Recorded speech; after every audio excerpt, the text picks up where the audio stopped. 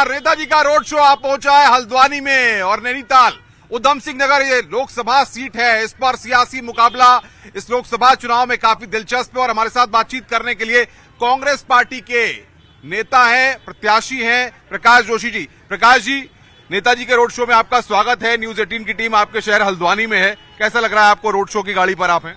नहीं, बहुत शानदार अनुभव है और जैसे जैसे चुनाव आगे बढ़ रहा है तो जनता का जिस तरह प्रतिभाव और आशीर्वाद मुझे मिल रहा है तो निश्चित तौर पर हम एक अच्छी जीत की ओर, बड़ी जीत की ओर आगे बढ़ रहे हैं। लेकिन अब ज्यादा वक्त नहीं है, 19 तारीख को मतदान है और जो टक्कर है वो सामने आपकी टक्कर अजय भट्ट से है, तो इस मुकाबले को आप किस तरीके से देख रहे हैं?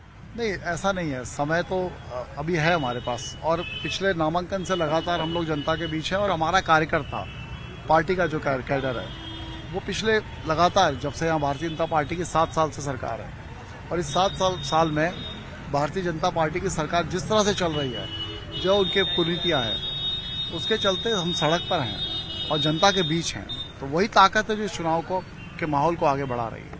कालाडूंगी से आप 2 बार चुनाव लड़े लेकिन जनता का जो जनमत था वो आपको जीत तक नहीं पहुंचा सका, तो कोई कभी टीस है कि नहीं वो हार की टीस खत्म होनी चाहिए, जीत मिलनी चाहिए? नहीं, इसमें टीस का सवाल नहीं है। हर चुनाव के हालात अलग होते हैं, हर चुनाव का माहौल अलग होता है ना।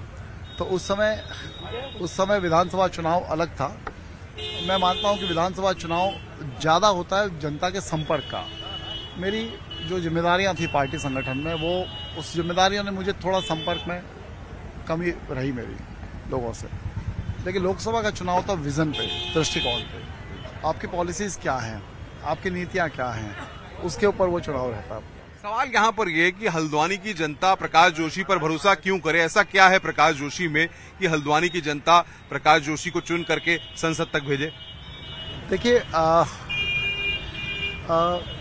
जहां तक हमारे विजन की बात है, मैं मानता हूं कि बहुत से राज्यों में काम करने का मौका मिला, एक अनुभव मिला है। उस अनुभव के आधार पर निश्चित तौर पर इस क्षेत्र में बहुत सी ऐसी अभी योजनाएं हैं जो आनी चाहिए थी। मैं शिक्षा की बात करूं तो पूरे संसदीय क्षेत्र में लगभग 4 लाख ऐसे युवा हैं, भाई बहन, जो विद्यार्थी आयु वर्ग के 18 से 24 साल, लेकिन मात्र 20 डिग्री कॉलेज है और जिनकी क्षमताएं बहुत कम है, कहीं 500, 700, अधिकतम 3000। तो मेरा विजन है कि हमें नए महाविद्यालय खोलने चाहिए, नए डिग्री कॉलेज होने चाहिए और सभी में हमें इवनिंग क्लासेस भी शुरू करनी चाहिए, यानी संध्याकालीन कॉलेज, जिससे कि एक तो अधिक बच्चों को पढ़ने का मौका मिलेगा, दूसरा उन बच्चों को, उन विद्यार्थियों को जो रोजगार भी दिन में कर सके, गरीब परिवार से दिन में रोजगार कर सके, शाम को पढ़ सके। और वर्तमान सांसद का इसमें कोई ध्यान नहीं है। दूसरी बात, अब रोजगार की मैं बात करता हूँ तो प्रदेश में बहुत सारे सरकारी संस्थान हैं जहाँ संविदा के आधार पर नौकरियां हैं। अब ये तो संभव है कि चलिए 2, 3, 4 महीने का कोई प्रोजेक्ट अगर है तो उस प्रोजेक्ट में आप किसी को संविदा पे रख लीजिए, पर आप 5 साल 10 साल लगातार संविदा पे कैसे रख सकते हैं? इसका मतलब उस पद की जरूरत है ना। आप लगातार मैं देख रहा हूं कि जो सांसद अभी रहे अजय भट्ट, उनसे लगातार सवाल पूछ रहे हैं और लगातार संसद के दौरान उन्होंने जिस तरीके से चाहे सांसद निधि का मसला रहा हो, चाहे अग्निवीर की योजना हो, आखिर ये सवाल क्या है और क्यों ये सवाल आप खड़े कर रहे हैं?